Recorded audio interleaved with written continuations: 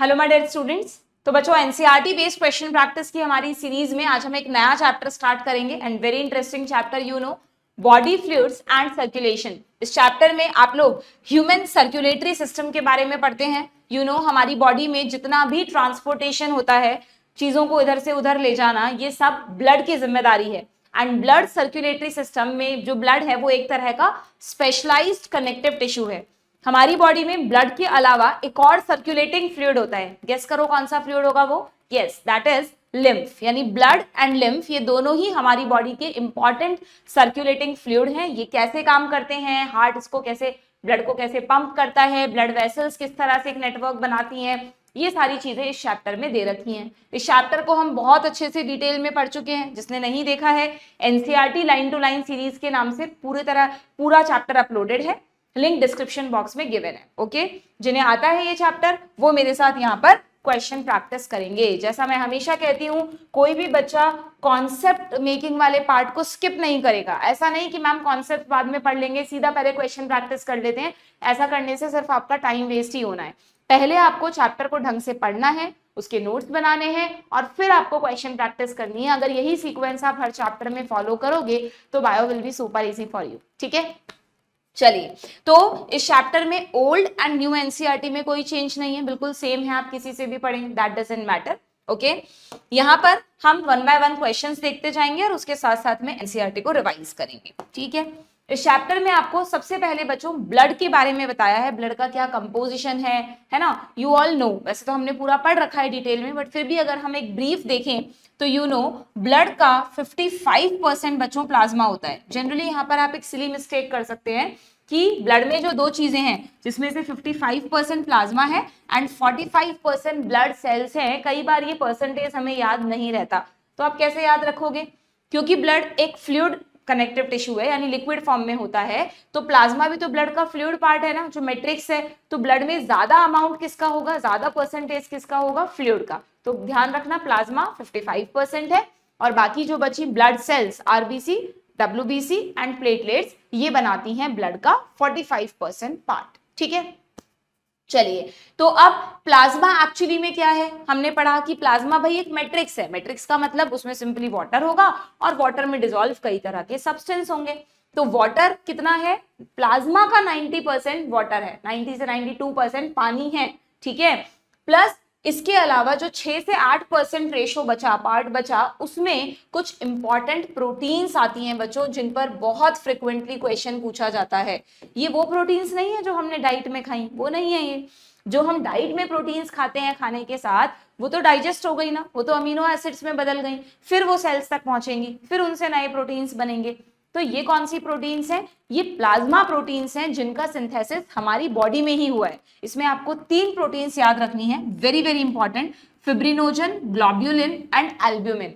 इन तीनों में से फिब्रिनोजन फाइबर्स, आपको ध्यान है क्लॉटिंग में आप पढ़ते हैं, तो फिब्रिनोजन किस में हेल्प करती है? क्लॉटिंग में। जब हम क्लॉटिंग रिवाइज करेंगे तब इसको देखेंगे। ठीक है, ग्लोब्यूलिन को देखते हैं कौन कोरिलेट कर सकता है। अगर आपने 12th में ह्यूमन हेल्थ पढ़ा है तो वहां पर हम डिफेंस मैकेनिज्म में एंटीबॉडीज पढ़ते हैं और एंटीबॉडीज में आता है इम्यूनोग्लोब्यूलिन। याद है इम्यूनोग्लोब्यूलिन, जिसको आप IG से लिखते हैं, कैपिटल I स्मॉल i।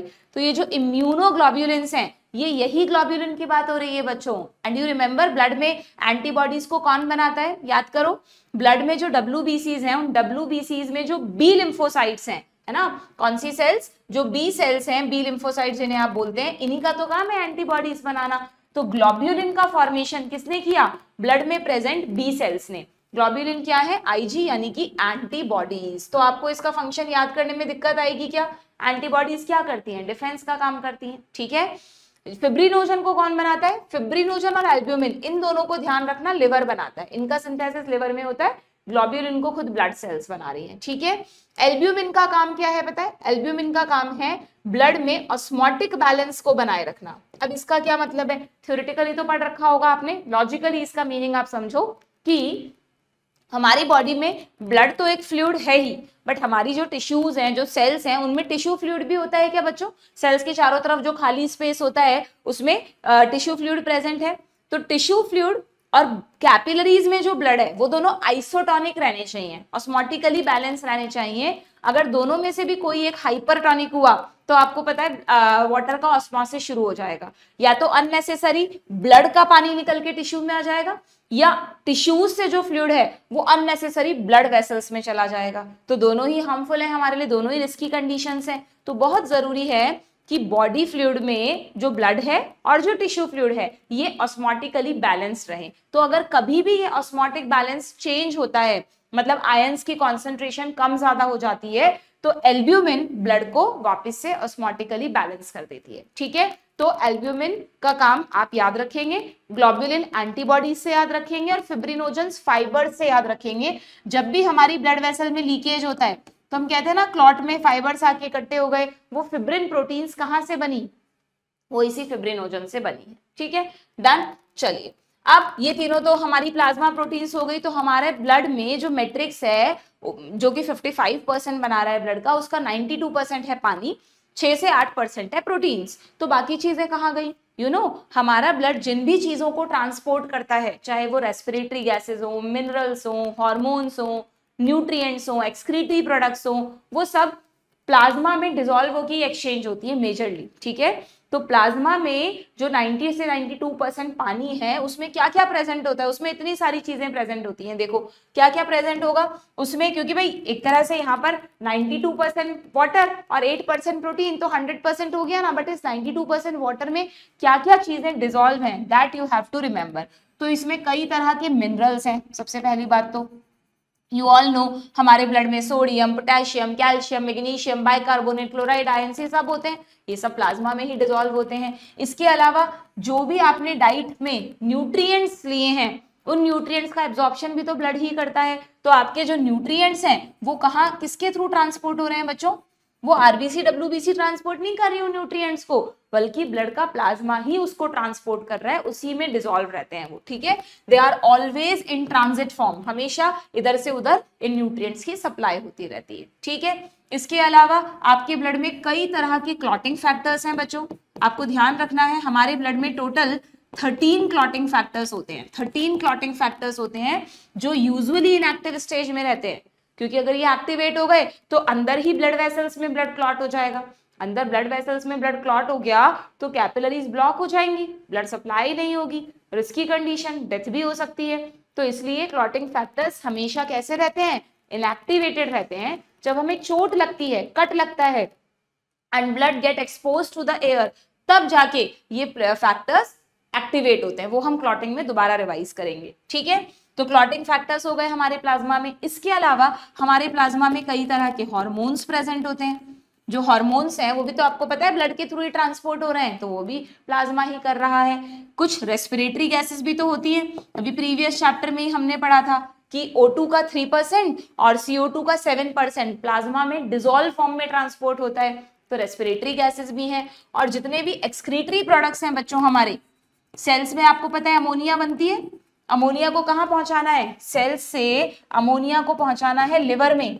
फिर लिवर क्या करेगा? लिवर इस अमोनिया को बदलेगा यूरिया में, और यूरिया को कहाँ पहुंचाना है? किडनी में। तो ये ट्रांसपोर्टेशन कौन कर रहा है? ये ब्लड वेसल्स ही तो कर रही हैं। तो कौन कर रहा है ब्लड में? प्लाज्मा। तो एक्सक्रीटरी प्रोडक्ट्स में अमोनिया, यूरिया, प्लस चाहे से हम ह्यूमंस हैं बट हमारे में थोड़ा बहुत यूरिक एसिड भी होता है, मसल्स से क्रिएटिनिन भी आता है, तो they all are excretory products. ठीक है, तो बहुत लॉजिकली आप ब्लड के कंपोजिशन को समझ सकते हैं। इसमें रटने जैसा कुछ भी नहीं है कि हमारा ब्लड किन किन चीजों का ट्रांसपोर्ट करेगा, वो सब प्लाज्मा में डिसॉल्व फॉर्म में प्रेजेंट है। ठीक है, और उसके अलावा कुछ प्लाज्मा प्रोटीन्स हैं जैसे कि एल्ब्यूमिन, फिब्रिनोजन और globulin. This is the composition of plasma, very simple. ठीक है, अच्छा अब यहाँ पर एक इंपॉर्टेंट लाइन है बच्चों जिस पर कई बार क्वेश्चन आया है, आप इसको हाईलाइट करेंगे। अभी हम क्वेश्चंस करेंगे, वहां पर आप देखना। Plasma without clotting factor is called serum. इसका क्या मतलब है? जब भी कभी हमारी ब्लड वेसल्स में लीक होता है, ब्लीडिंग स्टार्ट हो जाती है, तो उस ब्लीडिंग को रोकने के लिए क्लॉटिंग फैक्टर्स एक्टिवेट होते हैं, यूटिलाइज होते हैं, और वहां पर एक क्लॉट बना देते हैं, फाइबर्स का एक नेटवर्क बना देते हैं। जैसे मान लो ये भी मैंने बनाया था, ये ब्लड वेसल है, यहाँ पर ये फाइबर्स का नेटवर्क बन गया। अब सुनना, अब जो ब्लड पहले तेजी से बाहर निकल रहा था, ये नेटवर्क में सेल्स फंस जाती हैं, आरबीसी, डब्ल्यूबीसी, प्लेटलेट सब ट्रैप हो जाती है। Now they can't come outside, और ये इस जगह को कंप्लीटली ब्लॉक कर देता है। यानी अब ना तो सेल्स बाहर आ रही हैं क्योंकि सेल्स का साइज बड़ा है, लेकिन थोड़ा बहुत प्लाज्मा धीरे धीरे बाहर आता है। जो ब्लड का प्लाज्मा वाला पार्ट है वो अभी भी थोड़ा बहुत बाहर आ रहा है, प्लाज्मा का लीक हो रहा है इवन आफ्टर क्लॉट फॉर्मेशन। ठीक है, तो ये जो प्लाज्मा लीक कर रहा है ना, इस प्लाज्मा को साइंटिस्ट नाम देते हैं सीरम। इसको क्या कहते हैं बच्चों? सीरम। क्यों? क्योंकि इसमें ऐसा क्यों लिखा प्लाज्मा विदाउट क्लॉटिंग फैक्टर्स? क्योंकि ये जो प्लाज्मा है जो निकल रहा है इसमें क्लॉटिंग फैक्टर्स तो है ही नहीं ना। आप क्लॉटिंग फैक्टर्स नहीं तो ये क्लॉट बनाया है। तो प्लाज्मा में से जब आप क्लॉटिंग फैक्टर्स हटा दोगे, बाकी सब चीजें प्लाज्मा में हैं, क्लॉटिंग फैक्टर्स हटा दोगे तो वही बन जाएगा सीरम। ठीक है, ध्यान रहेगा आपको, वेरी इंपॉर्टेंट लाइन, कई बार क्वेश्चन आया है। प्लाज्मा का कंपोजिशन एकदम क्लियर है। नाउ ब्लड सेल्स की बात करते हैं। ब्लड सेल्स को फॉर्म्ड एलिमेंट्स क्यों कहते हैं बच्चों? क्योंकि ब्लड सेल्स ब्लड में नहीं बन रही, बल्कि ये कहीं और से बन के आ रही हैं। They are formed elements for the blood. कहां से बनकर आती है? यहाँ पर आप एक इंपॉर्टेंट पॉइंट नोट करो, एनसीईआरटी में यहाँ पे नहीं दे रखा है कि हमारी बॉडी में जो ब्लड का फॉर्मेशन होता है उसको कहते हैं बच्चों हीमोपोइसिस। क्या कहते हैं? हीमोपोइसिस। जैसे अगर आरबीसीज का है तो इरिथ्रोपोइसिस, अगर डब्ल्यूबीसीज का हो रहा है तो ल्यूकोपोइसिस, है ना, अगर प्लेटलेट्स का हो रहा है तो थ्रोम्बोपोइसिस। ऐसे अलग अलग नाम है ये सारे, सबको मिलाकर कहते हैं ब्लड का फॉर्मेशन यानी हीमोपोइसिस। ठीक है, अब ये हीमोपोइसिस ध्यान रखना, जब हम एम्ब्रियोनिक स्टेज में थे ना, तो एम्ब्रियोनिक स्टेज में ये काम करता है हमारा लिवर एंड स्प्लीन। कौन करता है?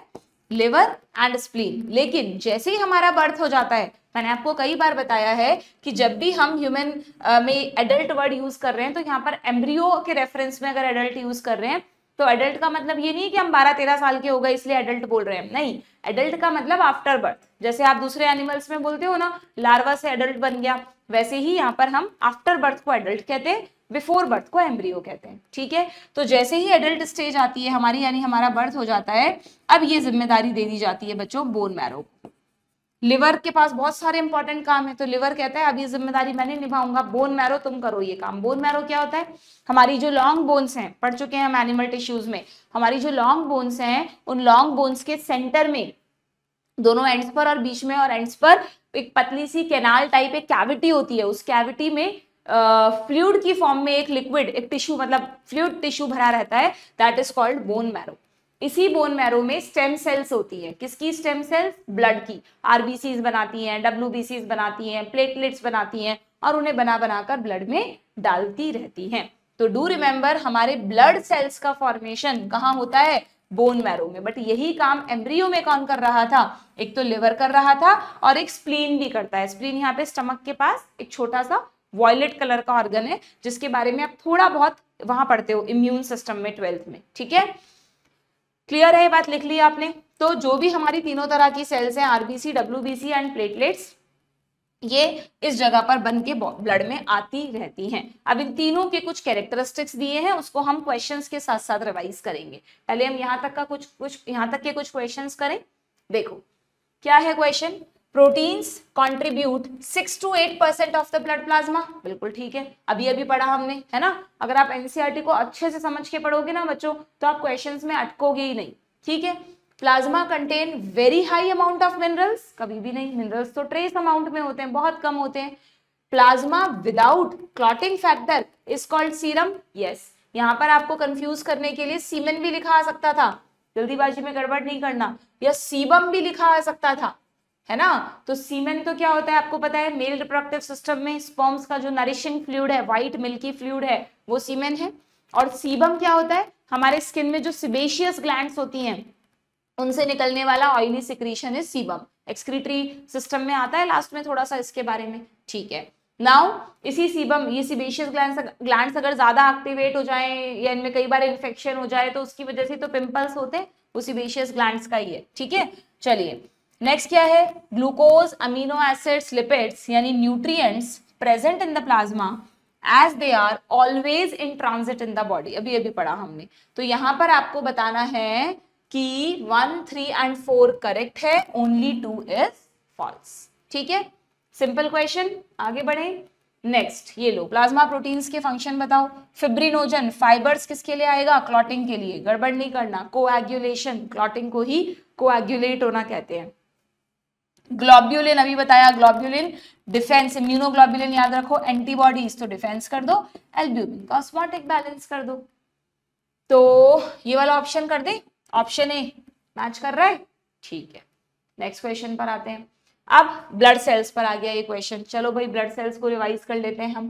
ब्लड सेल्स में अगर हम आरबीसीज की बात करें तो आरबीसीज में आपको पता है क्या होता है, पहले तो इनको रेड ब्लड सेल क्यों कहते हैं, क्योंकि they have haemoglobin. Do remember हमारे ब्लड का कलर जो रेड है वो क्यों रेड है, आरबीसीज की वजह से बच्चों। ऐसा नहीं है कि ब्लड की हर चीज रेड है, प्लाज्मा का तो कोई कलर ही नहीं होता, प्लाज्मा तो स्ट्रॉ कलर्ड होता है। स्ट्रॉ कलर्ड मतलब बिल्कुल बहुत लाइट येलो, मतलब येलोइश दिखेगा ही नहीं आपको, इतना लाइट पेल कलर, इसको स्ट्रॉ कलर्ड बोलते हैं, ठीक है। विस्कस होता है हमारा प्लाज्मा, एकदम जेल की तरह होता है थोड़ा, ठीक है। तो प्लाज्मा का तो कोई कलर है ही नहीं, तो ब्लड रेड क्यों दिखता है, क्योंकि ब्लड की हर ड्रॉप में 5 मिलियन आरबीसीज होती है बच्चों। सोचो आपको पता है आरबीसीज का नंबर है 5 to 5.5 मिलियन पर क्यूबिक एमएम। पर क्यूबिक एमएम वॉल्यूम कितना सा हुआ, एक ड्रॉप ब्लड हुआ ज्यादा से ज्यादा, ठीक है। तो आप सोचो इतना अबंडेंट अमाउंट है आरबीसीज का हमारे ब्लड में, तो आरबीसीज का कलर रेड है तो ब्लड भी रेड दिखता है, ठीक है। और आरबीसीज का कलर रेड क्यों है, you all know, because of the haemoglobin. Haemoglobin का फंक्शन क्या है, हमने लास्ट चैप्टर में ही पढ़ा है। हीमोग्लोबिन ही तो वो मेजर कंपोनेंट है जो O2 को ट्रांसपोर्ट कर रहा है। 97% O2 हीमोग्लोबिन ही लेकर जाएगा as an oxyhaemoglobin, plus 23% CO2 को भी हीमोग्लोबिन लेकर जाएगा, किस फॉर्म में, कार्ब अमीनो हीमोग्लोबिन। पुरानी चीजें साथ साथ में रिवाइज किया करो, कार्बोक्सी हीमोग्लोबिन नहीं, वो CO से बनता है, कार्ब अमीनो हीमोग्लोबिन। तो हीमोग्लोबिन का मेन काम या आरबीसीज का मेन काम क्या है, ट्रांसपोर्ट ऑफ गैसेस। बस आरबीसीज को एक ही जिम्मेदारी दी है नेचर ने कि भाई तुम पूरे दिन पूरे टाइम तुम्हें क्या करना है, O2 एंड CO2 का प्रॉपर ट्रांसपोर्ट इंश्योर करना है, और कोई काम नहीं दे रहे हैं हम तुमको, ठीक है। और इसीलिए आरबीसीज को ना बहुत ज्यादा मेटाबॉलिक एक्टिविटीज की इतनी जरूरत नहीं होती है बच्चों, तो आरबीसीज को नेचर ने इन्यूक्लिएटेड कर दिया। हमारी मैमल्स की जो आरबीसीज हैं they are devoid of nucleus, nucleus ही नहीं होता, फिर भी आप इन्हें लिविंग सेल मानते हैं, क्योंकि इनमें साइटोप्लाज्म है, इनमें ऑर्गेनेल्स हैं, सिर्फ माइटोकॉन्ड्रिया और न्यूक्लियस नहीं है, क्योंकि माइटोकॉन्ड्रिया और न्यूक्लियस काफी बड़े साइज के होते हैं। तो अगर ये आरबीसीज में होते तो बहुत ज्यादा स्पेस घेर लेते, जबकि आरबीसीज में नेचर को हीमोग्लोबिन के लिए रूम क्रिएट करना था कि भाई ज्यादा से ज्यादा जगह में हीमोग्लोबिन आ सके और वो मैक्सिमम ट्रांसपोर्ट कर सके, ठीक है। हर चीज का लॉजिक है, जस्ट आपको पता होना चाहिए। शेप आप सबको पता है आरबीसीज की, यहाँ पे राउंड भी लिख लेना। हमारी आरबीसीज पेरिफेरली राउंड है, बट उनकी जो सरफेस है, दोनों सरफेस वो अंदर की तरफ दबी हुई है, यानी बाय कॉन्केव, तो राउंड एंड बाय कॉन्केव, ठीक है, क्लियर। ये भी याद रखना हमारे बॉडी में हीमोग्लोबिन कितना होता है, हम बोलते हैं ना कई बार कि यार हीमोग्लोबिन मेरा तो 9 रह गया या 10 रह गया या 14 हीमोग्लोबिन बहुत अच्छा हीमोग्लोबिन है, तो ये क्या है, ये क्या बोलते हो तुम, ये ग्राम्स में बोलते हो, और ये टोटल हीमोग्लोबिन नहीं है तुम्हारा, ये पर 100 ml ऑफ ब्लड है। हमारी बॉडी में 5 लीटर ब्लड है, तो पर 100 ml ऑफ ब्लड कितना हीमोग्लोबिन होता है, 12 to 16 ग्राम्स, ठीक है। हीमोग्लोबिन अच्छे से मेंटेन रखा करो। ये सब चीजें तुम्हें होता है ना, कई बार आजकल बच्चों की मैम बहुत जल्दी थक जाते हैं, हम तो पढ़ाई में मन नहीं लगता हमारा, तो कई बार ये मेंटली भी होता है, कई बार फिजिकली भी होता है कि अगर आप प्रॉपर न्यूट्रिएंट्स नहीं लेते हैं, आजकल के बच्चों को भूख लगती है तो कुछ भी ऑर्डर कर लिया, फास्ट फूड ऑर्डर कर लिया, चिप्स वेफर्स खा लिए। अगर आप अपनी इस स्टेज में इस तरह की चीजें ज्यादा कंज्यूम करेंगे बच्चों, तो जो विटामिन मिनरल्स न्यूट्रिएंट्स आपकी बॉडी को चाहिए वो कैसे मिलेंगे। तो मेक इट अ हैबिट कि आपको जब भी थोड़ी बहुत भूख लगती है, स्नैक्स खाने का मन करता है, तो उसमें आप नेचुरल चीजें, फ्रूट्स खाएं, है ना, घर का बना, अगर घर पे रह रहे हैं तो घर का बना खाना खाएं, बाहर रह रहे हैं तो भी जो आपका डेली फूड है वही कंज्यूम करें, और हो सके जितना हो सके अभी एटलीस्ट जब तक तुम सेलेक्ट नहीं हो जाते, बाद में भी करना चाहिए वैसे तो, पैक्ड फूड, फास्ट फूड, इसको थोड़ा अवॉइड करें, क्योंकि इनसे सिर्फ भूख खत्म होती है, न्यूट्रिएंट्स नहीं मिलते हमको, ठीक है। जितना तुम्हारा हीमोग्लोबिन अच्छा होगा उतनी ही तुम्हारे ऑर्गन्स को बढ़िया ऑक्सीजन मिलेगी, और उतना ही एटीपी बनेगा, और उतना ही तुम्हारा दिमाग चलेगा, बॉडी एकदम हेल्दी रहेगी, ठीक है। चलिए, तो आरबीसीज के सारे पॉइंट्स रिवाइज हो गए हमारे, दैट यू नो कि एवरी 120 डेज में आरबीसीज मर जाती हैं, और उन्हें कहाँ दफना दिया जाता है, उन्हें दफना दिया जाता है स्प्लीन में। स्प्लीन को आरबीसीज का कब्रिस्तान कहते हैं। कितनी सरप्राइजिंग बात है कि एम्ब्रियोनिक स्टेज में ये स्प्लीन आरबीसीज को बना रहा था, और अब एडल्ट स्टेज में इसी स्प्लीन में आरबीसीज को दफना रहे हैं। प्लस एक और नाम लिख लेना, स्प्लीन को ब्लड बैंक भी बोलते हैं बॉडी का, क्योंकि जब आरबीसीज बन के आती हैं तो कुछ एक्स्ट्रा आरबीसीज हमेशा बनती हैं एडिशनली, तो वो एक्स्ट्रा आरबीसीज स्प्लीन में ही स्टोर रहती है। जब भी कभी बॉडी को जरूरत पड़ेगी तो स्प्लीन इन आरबीसीज को फटाफट सप्लाई करेगा। तो स्प्लीन आरबीसीज को बनाता भी था, एम्ब्रियोनिक स्टेज में स्टोर भी करता है और वहीं पर इनको दफनाया भी जाता है। ठीक है, ओके चलिए, तो ये आरबीसीज के पॉइंट्स हो गए। इससे रिलेटेड कोई क्वेश्चन है हमारे पास, कर लेते हैं। ये तो डब्ल्यूबीसी का क्वेश्चन दिख रहा है मुझको, ये रहा। Which is correct? करेक्ट बताना है बच्चों आपको। A healthy individual has 12 to 16 ग्राम, ग्राम लिखा है मिलीग्राम नहीं है ना, हो सकता है आपको कंफ्यूज करने के लिए मिलीग्राम लिख दें, तो आपको ध्यान रखनी है values. In every 200 ml of blood, लो कर दिया कंफ्यूज। अभी तुम जल्दी जल्दी में क्या करते हैं, यहीं तक पढ़ के मुझे पता है टिक करके आगे बढ़ जाते हो टाइम बचाने के लिए, पर मैंने तुम्हें हमेशा कहा है स्टेटमेंट टाइप क्वेश्चंस में कोई टाइम नहीं बचाएगा। स्टेटमेंट टाइप क्वेश्चन में शुरू से लेकर एंड तक पूरा पढ़ना है, पूरा पढ़ना है आपको। ठीक है, तो एवरी 200 ml ब्लड में थोड़ी ना एवरी 100 ml था, तो ये गलत है। आरबीसीज का एवरेज लाइफ स्पैन 120 डेज होता है, उसके बाद they are destroyed in the spleen, बिल्कुल ठीक है। Neutrophils and basophils are phagocytic cells. अच्छा, इसके साथ साथ में डब्ल्यूबीसीज भी चल रहा है। चलो, तो पहले मैं तुम्हें डब्ल्यूबीसीज के बारे में भी बता दूं। डब्ल्यूबीसीज का नाम व्हाइट ब्लड सेल्स एक मिसनोमर है, क्योंकि व्हाइट नहीं होती हैं ये कलर में, दे आर कलरलेस बच्चों, इसलिए इनका सही नाम है ल्यूकोसाइट्स। ल्यूको मतलब कलरलेस, ठीक है।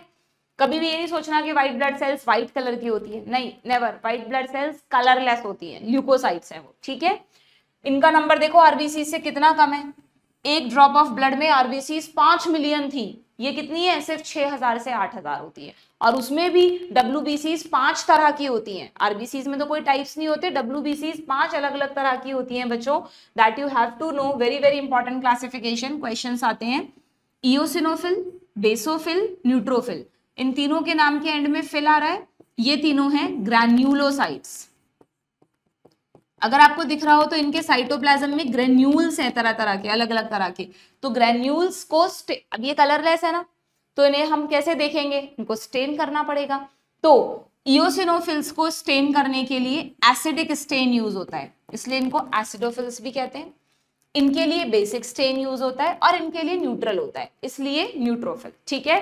तो ये तीनों स्टेन्स के नाम के बेसिस पर इनके नाम दिए गए हैं। तो ध्यान रखना, जिनमें भी फिल आ रहा है वो ग्रैन्यूलोसाइट्स हैं, तुम मिस्टेक कर देते हो वरना एग्जाम में, ठीक है। जबकि अगर हम मोनोसाइट एंड लिम्फोसाइट को देखें तो ये ए ग्रैन्यूलोसाइट्स हैं, क्योंकि इनके साइटोप्लाज्म में कोई ग्रैन्यूल्स नहीं है, ठीक है। मोनोसाइट एंड लिम्फोसाइट में, लिम्फोसाइट अगेन दो तरह की है, T and B. Human health में पढ़ते हैं हम, थाइमस, बता देती हूँ चलो। अभी मैंने तुम्हें बताया क्या कि सारी ब्लड सेल्स बोन मैरो में बन रही हैं, तो इसका मतलब लिम्फोसाइट्स भी बोन मैरो में बन रही हैं। अब लिम्फोसाइट्स में क्या होता है ना बच्चों, लिम्फोसाइट्स को हमारे जो पैथोजेंस आते हैं उनके साथ फाइट करनी होती है, तो नेचर लिम्फोसाइट्स को दो तरह से तैयार करती है। बनती तो सारी लिम्फोसाइट्स बोन मैरो में ही हैं, जस्ट लाइक अदर सेल्स, लेकिन जो बी लिम्फोसाइट हैं वो बोन मैरो में बनकर बोन मैरो में ही मैच्योर होती हैं, तो ठीक है भाई। लेकिन जो टी लिम्फोसाइट्स हैं वो बोन मैरो में बनकर उनको थाइमस में ट्रेनिंग के लिए भेज दिया जाता है। मतलब ये थोड़ी सी शैतान सेल्स हैं, बहुत शैतानी करती हैं घर पे, तो इनको हॉस्टल में भेज दिया। तो इनका हॉस्टल कौन है, थाइमस। थाइमस कहाँ होता है, हार्ट के पास, एंडोक्राइन सिस्टम में पढ़ते हैं हम, आपने वहां पढ़ा भी है। Thymus gland is called training school of T lymphocytes, ठीक है। तो ये टी थाइमस से आया, तो इनका जो मैचुरेशन हुआ है, इनकी जो ट्रेनिंग हुई है वो कहाँ हुई है, थाइमस में, बस इसलिए इनका नाम टी लिम्फोसाइट है। क्योंकि दोनों की ट्रेनिंग अलग अलग जगह हुई है तो दोनों के काम भी अलग अलग तरह के हैं।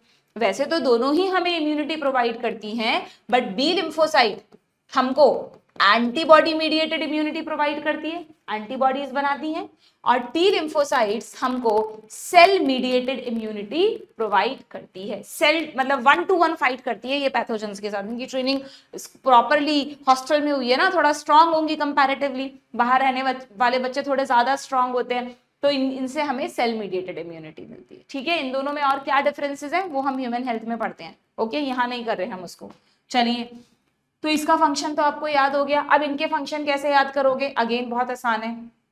इनमें से आप न्यूट्रोफिल ले लो और इसमें से मोनोसाइट ले लो, यानी एम और एन ले लो। एम एन पास पास आते हैं अल्फाबेट्स में, तो एम और एन जो हैं ये दोनों हमारी फेगोसाइटिक सेल्स हैं बच्चों। जैसे कोई पैथोजन आता है, ये अमीबा की तरह उस पैथोजन को एनगल्फ करते हैं स्यूडोपोडिया बनाकर और उसे खा जाते हैं, डाइजेस्ट कर देते हैं, ठीक है, तो ये कौन हुई, बहुत बार पूछा जाता है कि which of the following are phagocytic cells. तो फेगोसाइटिक सेल्स में आपको ये दोनों ध्यान रखनी है, मोनोसाइट और न्यूट्रोफिल। अगर तुम्हें याद हो तो जब हमने कनेक्टिव टिश्यू में एरियोलर टिश्यू पढ़ा था, वहां पे मैक्रोफेजेस भी पढ़ी थी ना, मैक्रोफेजेस कनेक्टिव टिश्यू की फेगोसाइटिक सेल्स हैं, ये दोनों ब्लड की फेगोसाइटिक सेल्स हैं। ब्लड भी एक तरह का कनेक्टिव टिश्यू ही है, डू रिमेंबर, ठीक है। चलिए अब बचे ये दोनों, अब इसमें से कैसे याद रखोगे, जो इओसिनोफिल्स है ना बच्चों, ये मतलब वैसे तो सभी अल्टीमेटली हमें इन्फेक्शन से रेजिस्ट करने में हेल्प कर रही हैं, बट इओसिनोफिल यहाँ पर आप ऐड कर सकते हो। इओसिनोफिल्स हमको पैरासाइटिक इन्फेक्शन से लड़ने में मदद करती हैं, ठीक है। कोई भी जनरली जो इंटेस्टाइनल पैरासाइट्स वगैरह होते हैं, वॉर्म्स वगैरह होते हैं, उनसे रेजिस्ट करती है। और इसके आगे लिखा हुआ है नेक्स्ट पेज पे, एलर्जिक रिएक्शंस में भी मदद करती है, ठीक है। मतलब एलर्जिक रिएक्शन से भी एलर्जन से फाइट करती है, ठीक है। तो इओसिनोफिल में आप पैरासाइटिक और एलर्जी याद रखना पड़ेगा आपको, ओके। रही बेसोफिल, बेसोफिल्स का बहुत इंपॉर्टेंट फंक्शन है जो कि आप कोरिलेट कर सकते हो मास्ट सेल्स। याद है कनेक्टिव टिश्यू में मास्ट सेल्स जो बस 3 केमिकल सिक्रीट करती हैं, एग्जैक्टली सेम फंक्शन ब्लड में बेसोफिल्स का है। कौन से 3 केमिकल याद है, हिस्टामिन, सीरोटोनिन, हेपेरिन।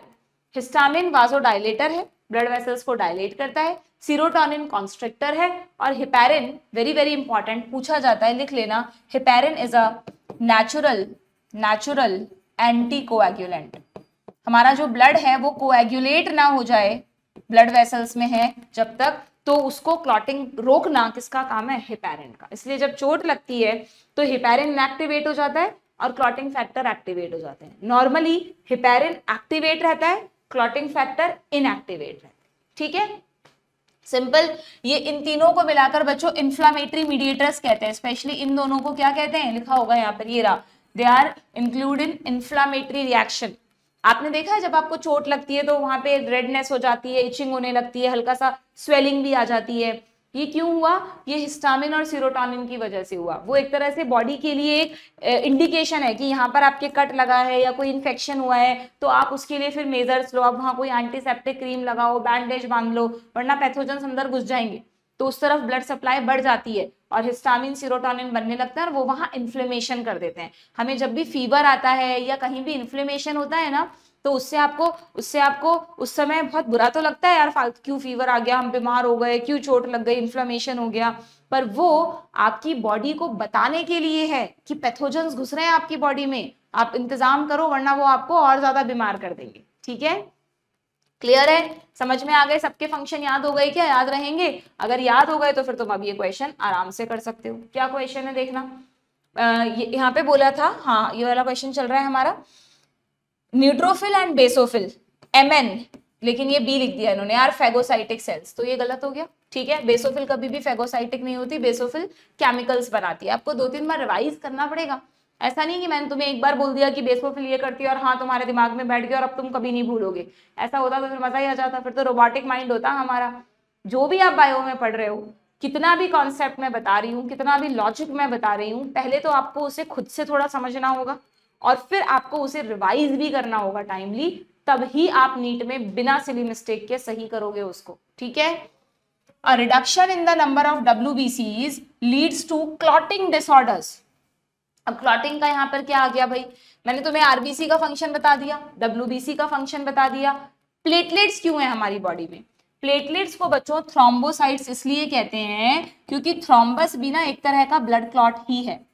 अब कई बार ब्लड क्लॉट इंटरनली बन जाता है, आजकल तो बहुत लोगों को आपने देखा होगा अचानक से हार्ट अटैक आ रहे हैं कोविड के बाद से, तो वो अचानक से कैसे आ गए, उनकी बॉडी में कोई एथेरोस्क्लेरोसिस तो हुआ ही नहीं, कोई कैल्शियम डिपॉजिट हुआ, ना ब्लड वेसल्स की हार्डनिंग हुई, क्योंकि ये सब होता तो हाइपरटेंशन के पेशेंट बनते पहले तो वो, ये तो हुआ नहीं, अचानक यंग स्टेज में साइलेंट अटैक आ गया, क्योंकि ब्लड में कई बार इंटरनली क्लॉट बन जाता है। वो जो इंटरनली ब्लड क्लॉट बनता है उसको थ्रोम्बस कहते हैं, और वो थ्रोम्बस अगर कोरोनरी आर्टरीज में चला जाए तो हार्ट को ब्लड सप्लाई रोक देगा एंड हार्ट काम करना बंद कर देगा, तो डेथ, हार्ट अटैक, खत्म।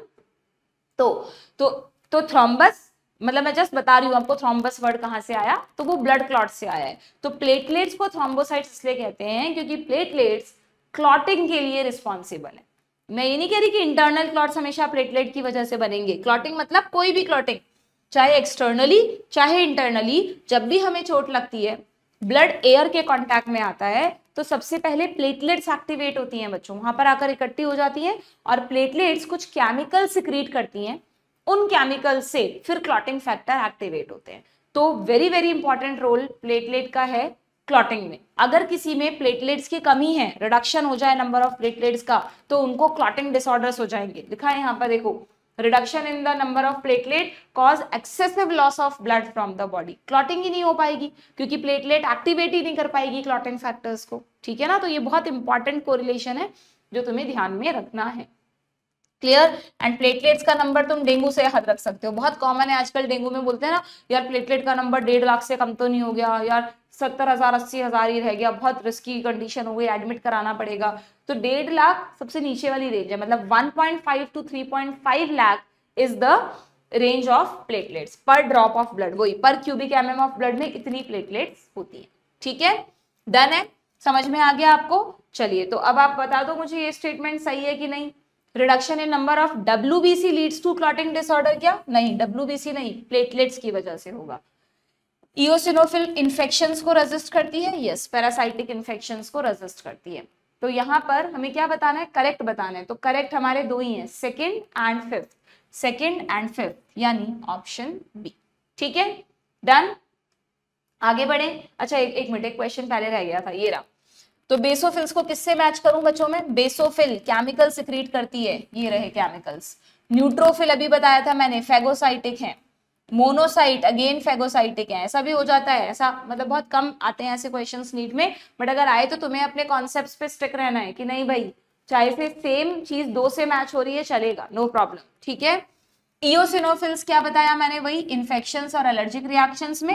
And lymphocytes, B and T lymphocyte immunity provide करती है, ठीक है।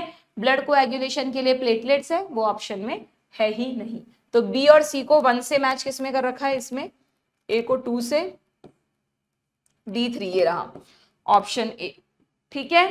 समझ में आ गया आप लोगों को। नाउ इसमें एक चीज और बतानी है बच्चों मुझे तुमको कि प्लेटलेट्स में एक वर्ड लिखा हुआ है मेगा कैरियोसाइट। मैंने तुम्हें कहा कि हमारी ब्लड सेल्स बोन मैरो से बनकर आती हैं, उसके लिए बोन मैरो में स्टेम सेल्स होती हैं। तो वो स्टेम सेल्स जो प्लेटलेट्स को बनाएंगी उनका नाम है मेगा कैरियोसाइट। मेगा यानी बड़ा, कैरियो यानी न्यूक्लियस, काफी बड़े साइज की स्पेशल सेल्स होती हैं जिनको आप बोलते हो mega karyocyte.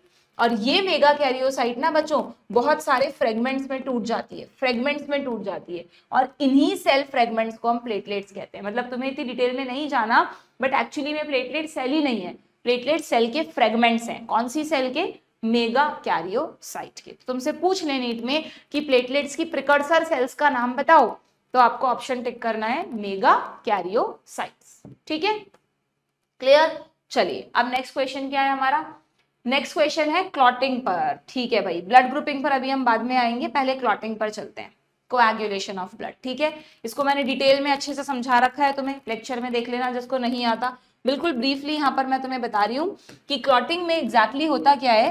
Total 13 clotting factors होते हैं, ठीक है, जो एक कास्केड रिएक्शन करते हैं। कास्केड वर्ड का मतलब होता है सीरीज ऑफ रिएक्शंस, ये रहा cascade process, a series of linked reactions, linked enzymatic reaction, कि एक फैक्टर एक्टिवेट होगा वो दूसरे को करेगा, दूसरा तीसरे को करेगा, तीसरा चौथे को करेगा, और इस तरह एक सीरीज चलेगी। अच्छा उसमें ऐसा नहीं है कि 1 पहले फर्स्ट होगा फिर सेकंड होगा फिर थर्ड होगा, ऐसे नहीं है। वो क्लॉटिंग फैक्टर्स 13 है पर उनकी सीक्वेंस अलग अलग है, ठीक है।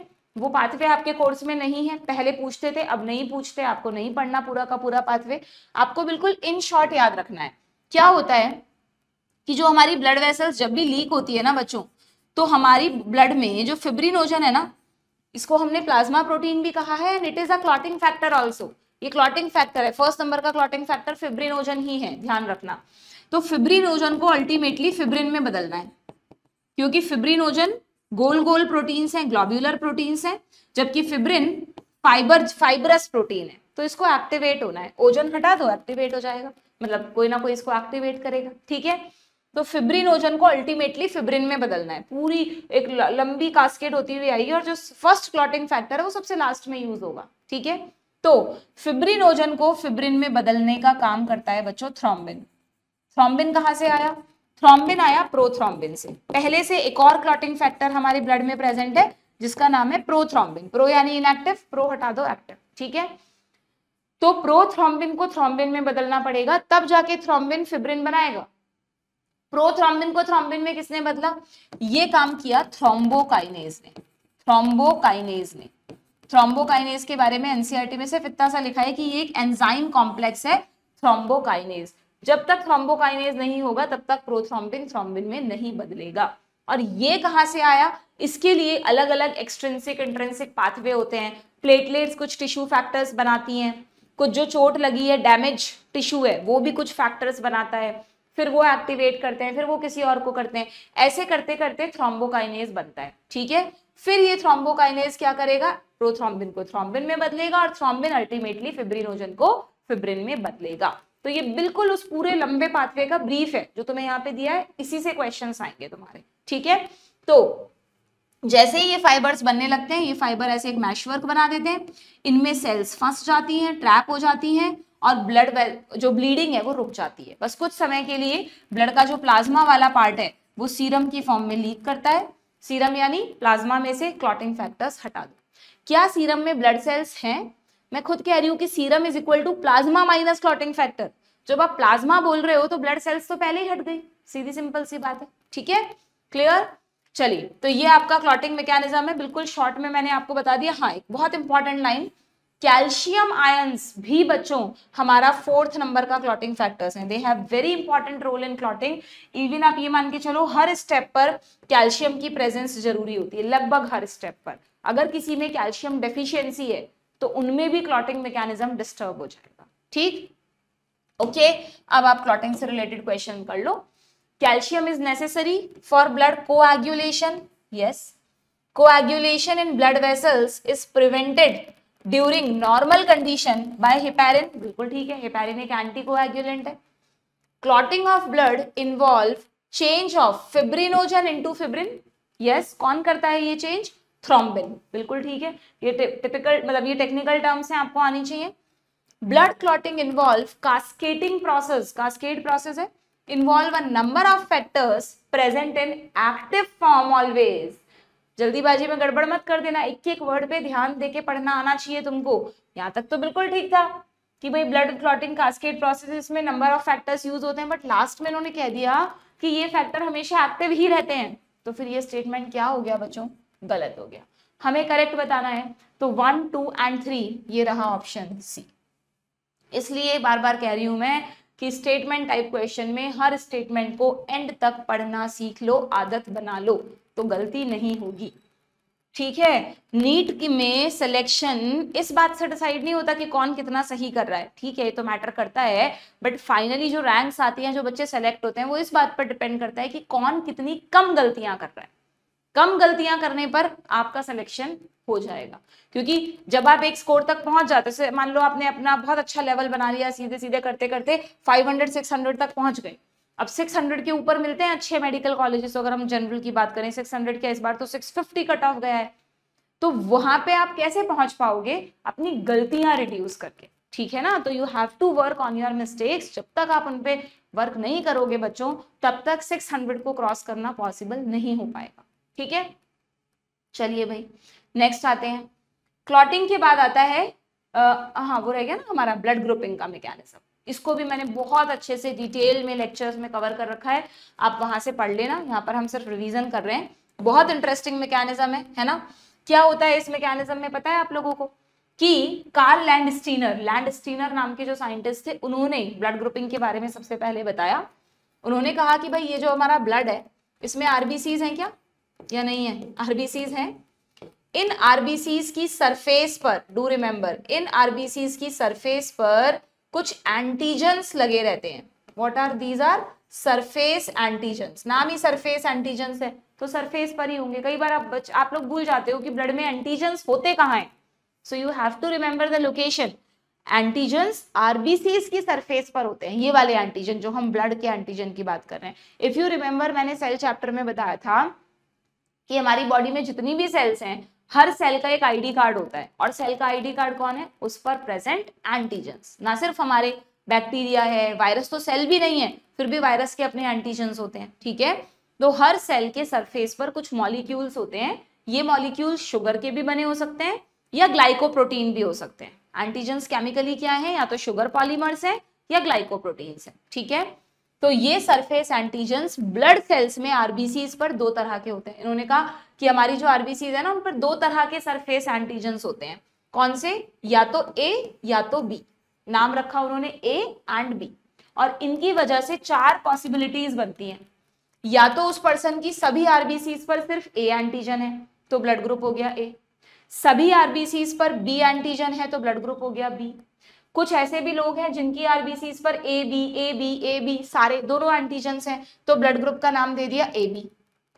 और कुछ ऐसे भी लोग उन्हें मिले जिनके आरबीसीज का आईडी कार्ड ही नहीं है। बहुत अच्छी बात है, कहीं भी जा सकती है ये आरबीसीज, आईडी कार्ड ही नहीं, कोई पहचानेगा ही नहीं इनको। तो अगर एंटीजन्स ही एब्सेंट है तो ऐसे ब्लड ग्रुप को नाम दिया ओ, जीरो की जगह ओ, ठीक है, ओ नाम दे दिया। समझ में आ रही है आपको बात? तो चार प्रोबेबिलिटीज बनती हैं एंटीजेंस के प्रेजेंस और एब्सेंस की, इसकी वजह से चार ही ब्लड ग्रुप्स होते हैं। ओके, यहाँ तक की बात समझ में आ गई। अब एंटीजेंस के अलावा एक और चीज ध्यान रखनी है आपको। एंटीजेंस के अलावा हमारा ब्लड का ये जो प्लाज्मा है ना, अब ये मत कहना मैम प्लाज्मा क्या होता है, अभी भी पढ़ा है हमने मैट्रिक्स पार्ट। ये जो हमारा प्लाज्मा है, इस प्लाज्मा में उन्होंने क्या देखा, इस प्लाज्मा में ऑलरेडी बनी हुई कुछ एंटीबॉडीज भी हैं। यूजुअली एंटीबॉडीज कब बनती है, आपने पढ़ रखा है, इम्यून सिस्टम की नॉलेज थोड़ी बहुत होगी आपको, कि जब भी कोई फॉरेन एंटीजन यानी कोई पैथोजन, कोई भी बाहर का मतलब मैंने आपको कहा ना, हमारी सेल्स पे सब पे एंटीजेंस हैं, उन सारे एंटीजेंस की इंफॉर्मेशन बच्चों हमारे इम्यून सिस्टम में रजिस्टर्ड है। यूं समझ लो कि हमारा इम्यून सिस्टम एक सॉफ्टवेयर है जो अपनी बॉडी के सारे एंटीजेंस को पहचानता है, ठीक है। कोई भी एंटीजन अगर बाहर से आया तो तुरंत वो एक्टिवेट हो जाता है कि चोर घुस गया सिस्टम में, कोई हमें नुकसान पहुंचाने के लिए घुस गया सिस्टम में, और उन सेल्स को किल करने के लिए हमारा इम्यून सिस्टम एंटीबॉडीज बनाता है। जैसे अगर वो सेल्स अपने साथ ए एंटीजन लाई हैं तो हमारा इम्यून सिस्टम एंटी ए बनाएगा, एंटी ए पर अटैक करेगा और सेल मर जाएगी। सेल के एंटीजन इतने इंपॉर्टेंट है कि अगर इन एंटीजन्स के अगेंस्ट एंटीबॉडी बन जाए और वो एंटीबॉडी सिर्फ अपने एंटीजन के जाकर चिपक जाए तो इनके चिपकने भर से सेल्स मर जाती हैं। एंटीजन कभी भी अपनी अगेंस्ट एंटीबॉडी के कांटेक्ट में नहीं आना चाहिए, वरना वो सेल ही मर जाएगी। तो नेचर ने ये क्यों बनाया, हर ऑर्गेनिज्म को प्रोटेक्ट करने के लिए, कि सब अपने अपने एंटीजेंस की इंफॉर्मेशन रखो, सबको इम्यून सिस्टम दिया है, जैसे तुम्हें लगे कोई बाहर से आ रहा है उस पर अटैक कर दो और उसे मार दो, खुद को बचा लो, ठीक है। तो जैसे हमारे इम्यून सिस्टम में है ना, वैसा एक मैकेनिज्म हमारे ब्लड ग्रुपिंग में भी है, क्योंकि आरबीसीज भी सेल्स हैं, उन पर भी एंटीजेंस हैं, तो नो डाउट उन एंटीजेंस के अगेंस्ट एंटीबॉडीज भी होंगी, है ना। अब तुम मुझे बताओ कि एंटीबॉडीज हमेशा प्लाज्मा में होती है, अभी पढ़ा था हमने ग्लोब्यूलिन प्लाज्मा प्रोटीन। तुम मुझे बताओ कि अगर किसी पर्सन के ब्लड में ए एंटीजन है तो क्या मैं उसके प्लाज्मा में एंटी ए डालूं? बिल्कुल नहीं। एंटी ए अगर यहाँ होती तो वो तो अपने ही ए को मार देती, तो गड़बड़ काम हो जाता। तो जिसमें ए एंटीजन है उसमें कभी भी एंटी ए नहीं होगा, तो क्या होगा, तो उसने कहा चलो एंटी बी डाल देते हैं, थोड़ा सा कोई बात नहीं, बाद में काम आएगा, ठीक है। जिसमें बी एंटीजन है उसमें एंटी ए डाल दो, एंटी बी तो डाल नहीं सकते। जिसके पास दोनों एंटीजन है वहां तो एंटीबॉडी डाल ही नहीं सकते, वहां पे नील एंटीबॉडीज हैं। और जहां पर एंटीजन ही नहीं है वहां पे दोनों मस्ती से रहेंगे, एंटी ए और एंटी बी, कोई दिक्कत नहीं है, एंटीजन तो है नहीं, अटैक अपने पे तो करना नहीं, ठीक है। बट डू रिमेंबर ये जितनी भी एंटीबॉडीज है ना बच्चों, they are very negligible in amount, बहुत कम होती है इनकी कॉन्सेंट्रेशन। मतलब आप नेग्लेक्ट कर सकते हो, जब आप ब्लड ग्रुपिंग में मैचिंग वाला मैकेनिज्म समझोगे ना, कौन किसको ब्लड दे सकता है, तब आपको एंटीबॉडीज को कंसीडर नहीं करना, आप एंटीजेंस के बेसिस पर डिसाइड करोगे कि कौन सा ब्लड किसके लिए कंपैटिबल है, ठीक है, कौन सा ब्लड किसके लिए कंपैटिबल है। ये बात समझ में आ गई। तो अब कैसे डिसाइड होती है कंपैटिबिलिटी, देखना, अभी रुको बताती हूँ। अगर बाई चांस गलत ब्लड ग्रुप ट्रांसफर हो गया तो ध्यान रखना आरबीसीज की क्लम्पिंग हो जाती है। क्लम्पिंग मतलब मैं तुम्हें कह रही हूं कि एंटीजेंस कहाँ है, आरबीसीज के ऊपर है। अगर गलती से ये एक रेसिपिएंट है मान लो, ठीक है, रेसिपिएंट जो ब्लड रिसीव कर रहा है, इसकी आरबीसी बना रही हूं मैं, इसकी खुद की आरबीसी, और इस पर ए एंटीजेंस है, मान लो ये ए ब्लड ग्रुप वाला पर्सन है, ठीक है, यानी इसका इम्यून सिस्टम ए को पहचानता है। अगर आपने, ये डोनर की आरबीसी है, डोनर का ब्लड आया, डोनर की आरबीसीज आई, ये रेसिपिएंट की खुद की है, अगर डोनर की आरबीसी गलती से बी वाली हुई तो क्या रेसिपिएंट का इम्यून सिस्टम इनको पहचानेगा? नहीं, वो कहेगा, उसको लगेगा चोर आ गए, दुश्मन आ गए, मारो इनको, अटैक करो इन पर। और ब्लड में प्रेजेंट जो बी सेल्स हैं, बी लिम्फोसाइट्स हैं, जो एंटीबॉडीज बनाती हैं, वो एंटीबॉडीज की सेना, आर्मी को इसके ऊपर अटैक करने भेज देगी। कौन सी एंटीबॉडीज? बी के अगेंस्ट एंटी बी। जैसे ही एंटी बी जाएगा, इनसे चिपकेगा, आरबीसीज मरने लगेंगी। जितनी भी, आपको पता है मैंने कहा 1 mm³ ब्लड में मिलियंस ऑफ आरबीसीज हैं, 5 मिलियन आरबीसीज हैं, तो आरबीसीज मरने लगेंगी। एंड जैसे जैसे आरबीसी डिस्ट्रॉय होती है ना बच्चों, वो आपस में चिपक जाती हैं, क्लम्पिंग हो जाती है उनकी। लिविंग आरबीसीज की नहीं होगी, डेड आरबीसीज की क्लम्पिंग हो जाएगी। और सोचो अगर आरबीसीज की क्लम्पिंग हो गई तो blood vessel block, person will die. इसीलिए गलत ब्लड कभी भी नहीं चढ़ा सकते किसी को। गलती से भी चढ़ा दिया, सीवियर रिएक्शन होगी, कोई बहुत ही कम चांसेस है कि उसको बचाया जा सके, है ही नहीं, मतलब ये समझ लो मर जाएगा पर्सन। ठीक है, तो डोनर, तो इसलिए ये क्यों हुई ये रिएक्शन? क्योंकि वो वाले एंटीजेंस आ गए जिनको ये नहीं पहचानता। अगर मैं ए ब्लड ग्रुप वाला ब्लड इसको चढ़ाती तो इसका इम्यून सिस्टम आराम से पहचान लेता, हाँ भाई ए, हम जानते हैं ए को, उससे कोई फर्क नहीं पड़ता वो दूसरे पर्सन का ए है। ए एंटीजन चाहे हमारा है चाहे किसी और का, वो एक जैसा है, हमारा इम्यून सिस्टम उसे पहचानता है। ठीक है, ये जो क्लम्पिंग होती है ना बच्चों आरबीसीज की, इसके लिए तुम्हारी बुक में तो नहीं लिख रहा, बट आप चाहो तो यहाँ पर लिख लेना। इसके लिए एक और वर्ड यूज होता है, एग्लूटिनेशन। तो कोएगुलेशन और एग्लूटिनेशन को कई बार आप मिक्स कर देते हो। कोएगुलेशन क्लॉटिंग है, एग्लूटिनेशन क्लम्पिंग है आरबीसीज की, दोनों में बिल्कुल अलग। वो ब्लड वेसल्स के चोट लगने पर हुआ था, ये गलत ब्लड चढ़ाने की वजह से हुआ है। ठीक है, वहां पर आरबीसीज का कोई रिलेशन नहीं है। एग्लूटिनेशन में आरबीसीज की डेथ हो रही है, वो चिपक रही है आपस में। डन, ये चीज समझ में आ गई? ओके। अब कैसे डिसाइड होता है कि कौन सा ब्लड किसको चढ़ाना है और किसको नहीं? बहुत सिंपल है, मैंने तुम्हें क्लास में पढ़ा रखा है। एक एग्जांपल यहाँ पे दोबारा दे देती हूँ। अभी अभी बताया कि अगर ए ब्लड ग्रुप वाला पर्सन डोनर है तो आप उसका ब्लड ए को तो चढ़ा ही सकते हो, लेकिन अगर आपने गलती से उसका ब्लड बी को दे दिया तो गड़बड़ हो जाएगी, क्योंकि बी का इम्यून सिस्टम, आपको रेसिपिएंट को देखना है, बी का इम्यून सिस्टम ए को नहीं पहचानता ना बच्चों। तो बी का इम्यून सिस्टम क्या करेगा? वो जो ब्लड आया है, ए डोनर है, उसको कुछ नहीं होगा, डोनर ने तो ब्लड दे दिया, काम खत्म। पर वो ब्लड जैसे ही बी की बॉडी में जाएगा, बी का इम्यून सिस्टम उन आरबीसीज पर अटैक कर देगा, आरबीसीज मर जाएंगी, क्लम्पिंग हो जाएगी, ब्लड वेसल्स ब्लॉक हो जाएंगे एंड बी विल डाई। ठीक है, तो आप इसको भी नहीं दे सकते। अब सोच के बताओ, क्या मैं ए का ब्लड ए बी को दे दूं? ए का ब्लड ए बी को दे दूं? ए के ब्लड में से वो आरबीसीज आ रही हैं जिनके पास ए एंटीजन है। क्या ए बी की बॉडी ए को पहचानती है? पहचानती है ना। अब इसमें ऐसे मत सोचना कि मैम ए तो पहचान लेगा, बी कैसे पहचानेगा? अरे इम्यून सिस्टम सॉफ्टवेयर में तो रजिस्टर्ड है ना एक ही इंफॉर्मेशन, ऐसे कोई बी कोई अलग नहीं, आरबीसीज पे तो एंटीजेंस लगे हुए हैं। तो अगर इसकी बॉडी ए को पहचानती है तो आराम से आओ ना, कहाँ प्रॉब्लम है? तो ए बी को दे सकता है। ठीक है, क्या ए ओ को दे सकता है? ओ को, ओ बेचारा बहुत, मतलब ओ की कंडीशन ऐसी है कि वो देता सबको है, लेता किसी से नहीं है। क्योंकि देता सबको क्यों है? क्योंकि ओ के पास एंटीजेंस नहीं है, वो किसी भी बॉडी में चला जाए ओ का ब्लड, आरबीसीज एंटीजेंस फ्री है, तो सामने वाले के इम्यून सिस्टम को पता ही नहीं चलता। तो अच्छी बात है, भलाई हो जाती है इस चक्कर में। बट दूसरों की भलाई करने के चक्कर में इसके साथ बहुत बुरा हुआ। क्या? क्योंकि इसका इम्यून सिस्टम ना ए को पहचानता है ना बी को पहचानता है, तो किसी भी ब्लड ग्रुप का ब्लड आप ओ को नहीं चढ़ा सकते। ओ सिर्फ ओ से ही ब्लड ले सकता है और किसी से भी नहीं ले सकता। ठीक है, समझ में आ गई कंडीशन आपको?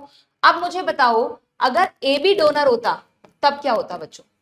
अगर ए बी डोनर होता तो मैं ए को ब्लड दे सकती थी क्या? ए का ब्लड तो ए बी को दे सकते हैं, बट क्या ए बी का ब्लड ए को दे सकते हैं? ये सोच के बताना मुझे जरा। ए बी का ब्लड अगर ए की बॉडी में जाएगा तो ए की बॉडी ए को तो पहचान लेगी, लेकिन बी को नहीं पहचानेगी ना। इस केस में उल्टा था, इस केस में ए का ब्लड ए बी में जा रहा था, ए बी की बॉडी ए को पहचानती थी, कोई फॉरेन एंटीजन नहीं आया। बट इस केस में अगर ए बी का ब्लड ए की बॉडी में गया तो इसकी बॉडी ए को तो पहचान लेगी, लेकिन बी को कैसे पहचानेगी? ये रेसिपिएंट है, ये बी को पहचान ही नहीं पाएगी, इसके इम्यून सिस्टम में रजिस्टर्ड ही नहीं है और क्लम्पिंग हो जाएगी। तो आप ए बी का ब्लड ना ए को दे सकते हो और ना ही बी को दे सकते हो। सेम कहानी, ये बी को पहचान लेगी पर ए को नहीं पहचान पाएगी। हर आरबीसी पर ए बी दोनों बैठे हैं, अटैक हो जाएगा, क्लम्पिंग हो जाएगी। ठीक है, क्लियर? ए बी को तो बट ऑब्वियस देगा ही देगा, और ओ बेचारा तो किसी से भी नहीं ले सकता। तो क्या ए बी लेता सबसे है बट देता किसी को नहीं है, तो ए बी हुआ यूनिवर्सल रेसिपिएंट। ठीक है, देता किसी को भी नहीं है, अपने को तो सब देते ही हैं। ठीक है, क्लियर? एंड अगर हम ए बी बता दिया ना मैंने तुम्हें, ओ की क्या कंडीशन बताई, ओ सबको देगा, कोई भी ले लो ओ से ब्लड, क्योंकि ओ में कोई एंटीजेंस नहीं है। ठीक है, बी का तो सेम हो जाएगा, सब पढ़ाया हुआ है मैंने लेक्चर में। बी ए को नहीं दे सकता, बी को दे सकता है, ए बी को दे सकता है, ओ वैसे ही किसी से नहीं ले सकता। सिंपल सी कहानी है, बिल्कुल लॉजिकल है। अगर लॉजिक पता है तो गड़बड़ नहीं होगी। तो मैंने जब भी ब्लड ट्रांसफ्यूजन देखा एंटीबॉडीज को कंसीडर नहीं किया। जो पहले से एंटीबॉडीज पड़ी है ना बच्चों ब्लड में, उनका इतना इफेक्ट नहीं होता। जब फॉरेन एंटीजन आता है और नई एंटीबॉडीज बनती हैं तब असली दिक्कत आती है। ठीक है, तो जब भी आप ब्लड ट्रांसफ्यूजन का केस देखोगे तो आपको क्या देखना है, एंटीजेंस के बेसिस पर देखना है। ठीक है, कौन सा किसके लिए डोनर है, किसी भी तरह से पूछें तुमसे क्वेश्चन, कर लोगे। ठीक है, जब ये सारी ब्लड ग्रुपिंग हो गई तो लैंडस्टीनर को लगा हाँ भाई अब हम सक्सेसफुल हो गए, अब किसी का भी ब्लड मतलब मैचिंग के बाद ब्लड आप आराम से चढ़ा सकते हो। लेकिन फिर कई बार रिएक्शंस हुई, तो वापस लैंडस्टीनर ने ही रीजर्स मंकीज पे कुछ रिसर्च की और उन्हें रीजर्स मंकीज की आरबीसी पर एक और सरफेस एंटीजन मिला। उसका नाम रखा RH एंटीजन, या उसको D एंटीजन भी बोल देते हैं। और सेम यही एंटीजन ह्यूमन पॉपुलेशन में भी मिला, जो पहले डिस्कवर नहीं हो पाया था। ठीक है, तो उन्होंने क्या देखा कि 80% इंडिविजुअल्स पूरे वर्ल्ड में ऐसे हैं जिनमें RH एंटीजन है, उनको नाम दे दिया पॉजिटिव, और 20% पॉपुलेशन में RH एंटीजन नहीं है, तो वो हो गए नेगेटिव। तो इसलिए हम पॉजिटिव और नेगेटिव होते हैं। ठीक है, क्या आप पॉजिटिव का ब्लड नेगेटिव को चढ़ा सकते हो? अगर पॉजिटिव का ब्लड इसकी बॉडी में गया तो इसके लिए RH एंटीजन फॉरेन है ना, तो रिएक्शन हो जाएगी, तो नहीं चढ़ा सकते। बट नेगेटिव का ब्लड पॉजिटिव को चढ़ा सकते हो ना, नेगेटिव में कोई एंटीजन ही नहीं है, आराम से इसकी बॉडी में ब्लड दे दो, नो प्रॉब्लम। ठीक है, सिंपल है। तो ये RH ग्रुपिंग भी की जाती है। तो अब जब भी ब्लड टेस्ट होता है, ब्लड ग्रुपिंग होती है, तो मतलब ABO एंड RH दोनों की होती है, उसके बाद ही ट्रांसफ्यूजन किया जाता है। डन?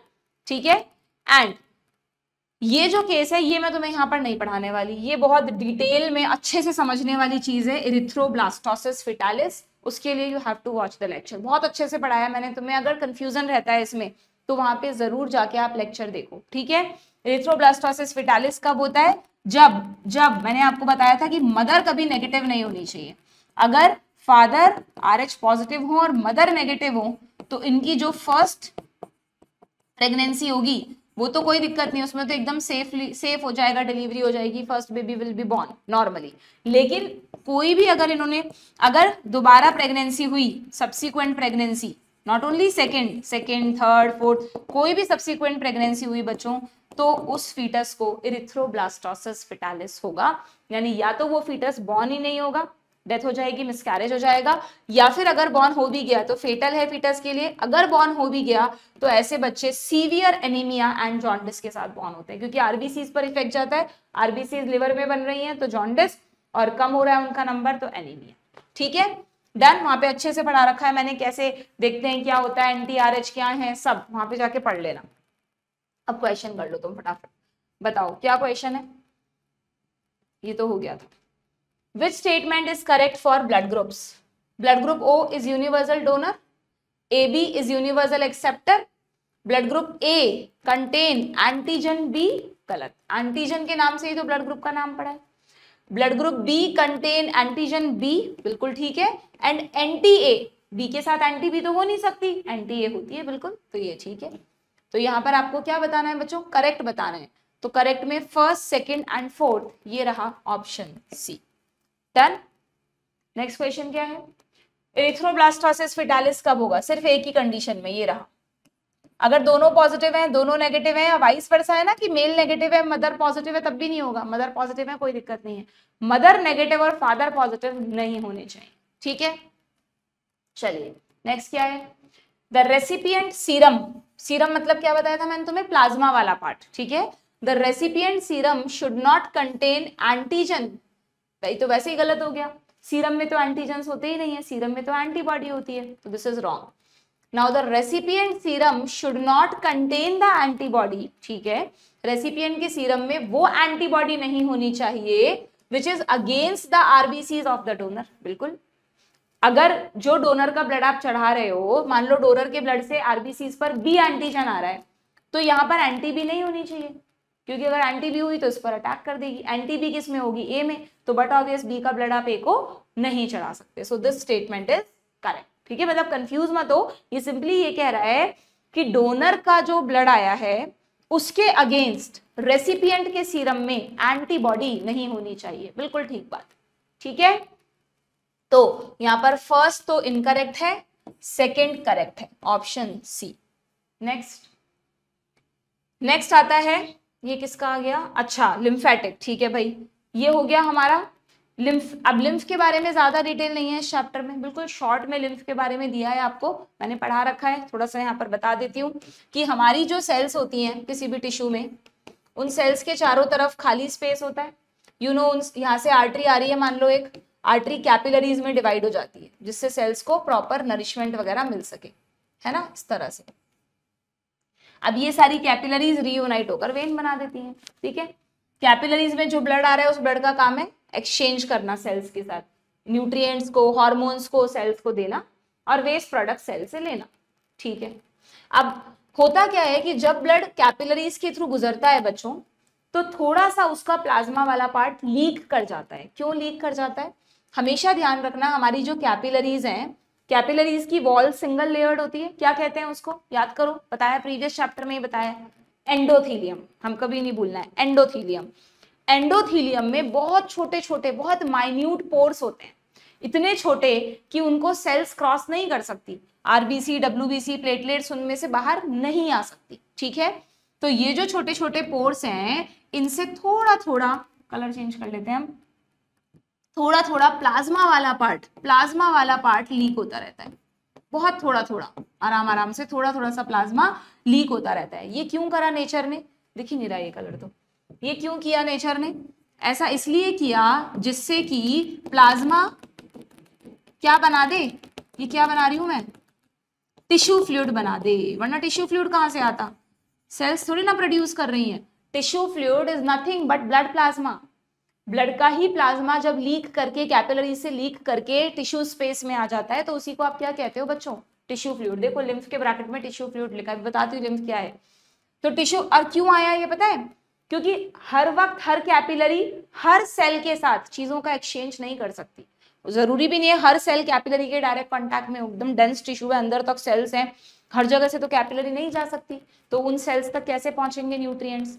इसलिए नेचर ने ये सिस्टम बनाया कि कैपिलरीज में से जब ब्लड जाएगा तो थोड़ा सा प्लाज्मा लीक कर जाएगा और सेल्स के चारों तरफ एक टिश्यू फ्लूइड बना देगा। अब आराम से इस टिश्यू फ्लूइड से जो इंपॉर्टेंट चीजें हैं वो सेल में जाती रहेंगी, और सेल के जो वेस्ट प्रोडक्ट हैं CO2 वगैरह, वो इस टिश्यू फ्लूइड में आते रहेंगे।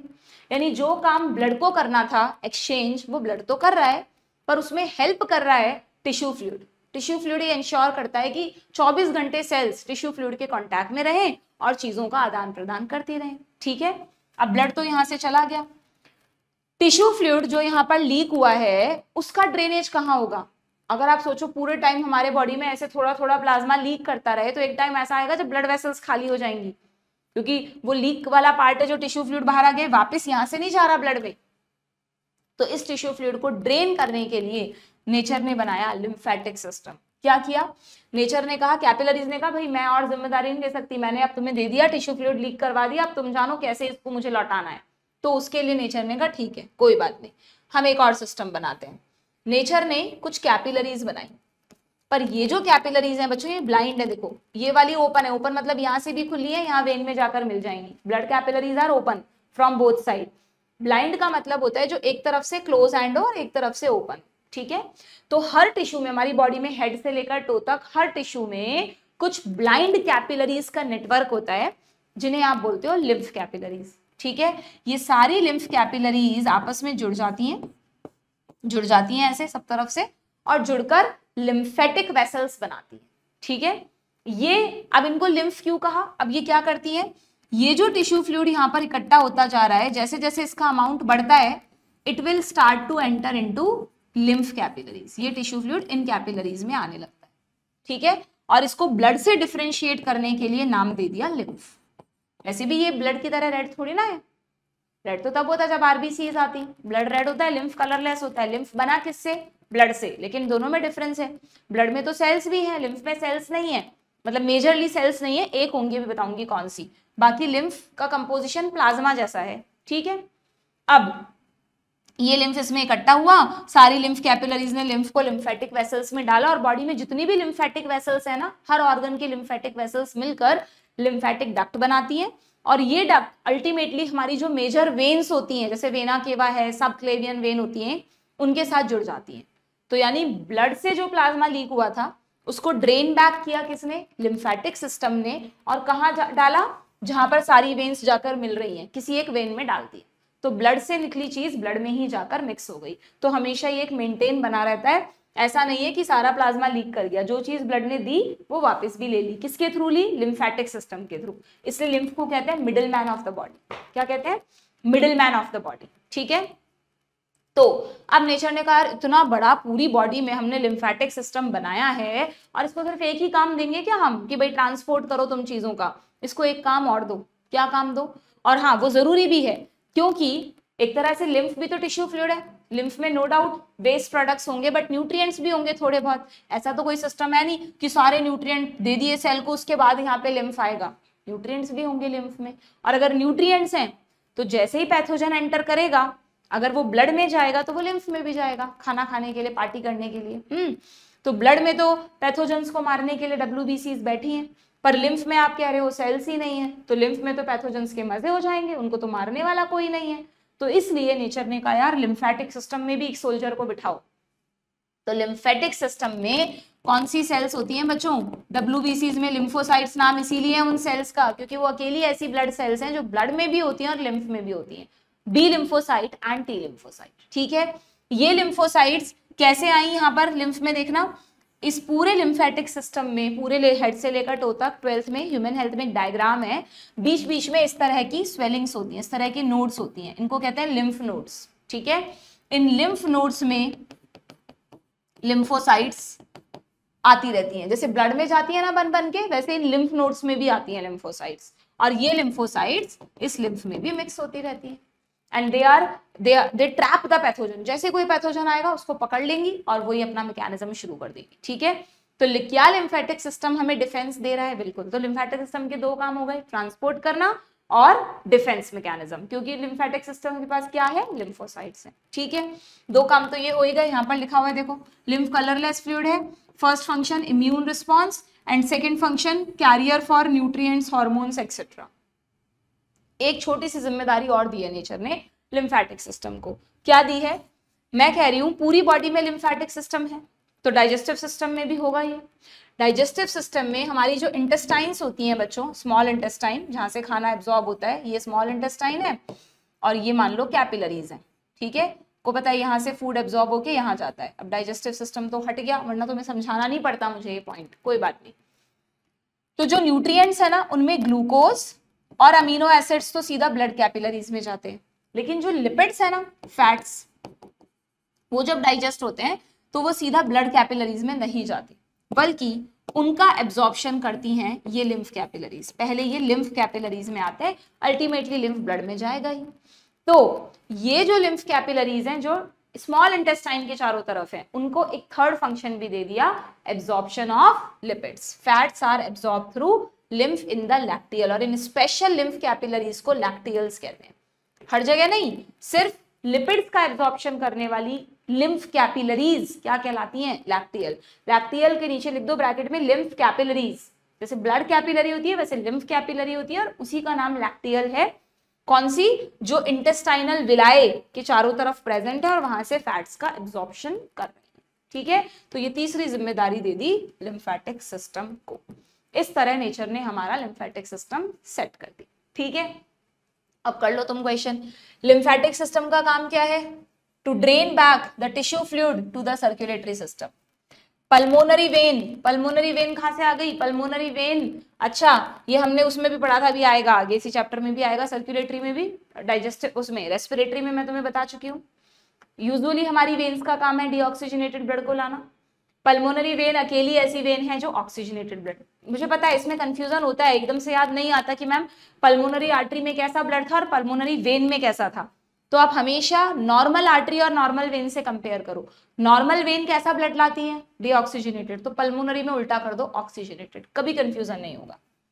नॉर्मल आर्टरीज कैसा ब्लड ले जाती हैं? ऑक्सीजनेटेड, तो पल्मोनरी आर्टरी कैसा ब्लड लेके जाएंगी? डीऑक्सीजनेटेड। ठीक है, कभी गलत नहीं होगा क्वेश्चन। थ्रोम्बोसाइट्स यानी प्लेटलेट्स क्लॉटिंग करती हैं, लिम्फोसाइट्स इम्यून। ए का 3, बी का 1, ए का 3, बी का 1, सी का 4, ये रहा, सही है ऑप्शन बी, डन। ठीक है, now which is wrong about lymph, wrong बताना है आपको। लिम्फ इज कलरफुल, गलत, यहीं पर गलत हो गया। The fluid present in lymphatic system is called lymph, yes. It contain specialised lymphocytes which are responsible for immunity, बिल्कुल ठीक है। Important carrier for nutrients, yes. Fats are absorbed through lymph in the lacteals present in the intestinal villi. And तक पढ़ना है, सब सही है सिवाय एक के, तो आपसे रॉन्ग पूछा है, सो ओनली 1 यानी ऑप्शन ए। ठीक है, डन। लिम्फ तक के क्वेश्चंस हो गए आपके। चलिए अब आते हैं, इसमें बचा है क्या हमारे पास टाइम? थोड़ा सा सर्कुलेटरी पाथवे और ले लें या नेक्स्ट क्लास में लें?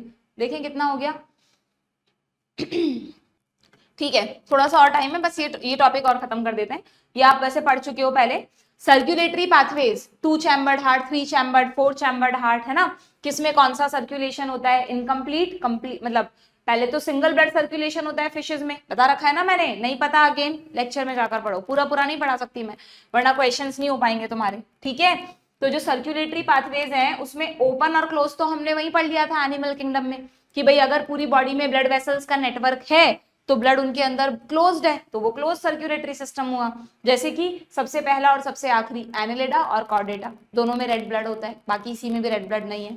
और इन दोनों के बीच में जो आते हैं आर्थ्रोपोडा, मोलस्का, इकाइनोडर्मेटा, हेमिकॉर्डेटा, इनमें अपन मानते हैं ओपन सर्कुलेटरी सिस्टम। ठीक है, हेमिकॉर्डेटा और इकाइनोडर्मेटा इसलिए नहीं लिखा क्योंकि उनमें बहुत रिड्यूस्ड होता है सर्कुलेटरी सिस्टम, तो अगर ऑप्शन में नहीं भी हो तो मेजरली तुम्हें ये दोनों याद रखने, फर्स्ट लार्जेस्ट और सेकंड लार्जेस्ट। ठीक है, इनमें ब्लड वेसल्स का नेटवर्क नहीं है, हार्ट है, ब्लड है, लेकिन ब्लड वेसल्स का नेटवर्क नहीं है, दैट्स व्हाई ओपन सर्कुलेटरी। ठीक है, अब उनमें से भी अगर हम वर्टिब्रेट्स की बात करें तो वर्टिब्रेट्स में हम आपको सिंपली याद रखना है, फिशेज में 2 चैम्बर्ड हार्ट है। ठीक है, 2 चैम्बर्ड हार्ट का मतलब, एक मिनट रुकना जरा, फिशेज में 2 चैम्बर्ड हार्ट है, तो 2 चैम्बर्ड हार्ट में क्या होगा? हाँ, 2 चैम्बर्ड हार्ट में क्या होगा? एट्रियम और वेंट्रिकल, बस ब्लड आया एट्रियम में, एट्रियम से वेंट्रिकल में गया, वेंट्रिकल से गिल्स की तरफ गया, अब गिल से वापस नहीं आएगा हार्ट में, गिल से सीधा ऑर्गन्स में चला जाएगा बच्चों। तो ब्लड एक साइकिल के दौरान हार्ट से सिर्फ एक ही बार क्रॉस हुआ, इसलिए इसको बोलते हैं सिंगल ब्लड सर्कुलेशन। ठीक है, और मुझे बताना, क्या ऑक्सीजनेटेड ब्लड हार्ट में आया? नहीं, हार्ट में सिर्फ ऑर्गन्स से कैसा ब्लड गया था? डीऑक्सीजनेटेड। तो ऐसे हार्ट को वीनस हार्ट बोलते हैं, क्योंकि इनमें वेन्स वाला ब्लड यानी सिर्फ डीऑक्सीजनेटेड ब्लड ही रहता है।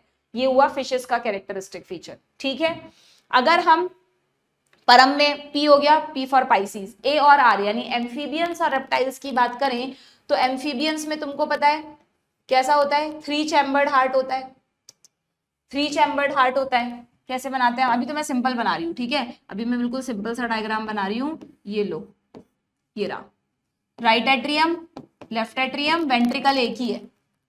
रेप्टाइल्स में अगर वेंट्रिकल पार्शियली डिवाइडेड है भी तो ऐसे है, तो वो एक होना नहीं होना बात बराबर है, मतलब दोनों एनाटॉमिकली अलग अलग हैं। एम्फीबियंस में 3 चैम्बर्ड है, रेप्टाइल्स में 3 चैम्बर्ड में वेंट्रिकल इज पार्शियली डिवाइडेड, लेकिन फिजियोलॉजी बिल्कुल सेम है। कैसे?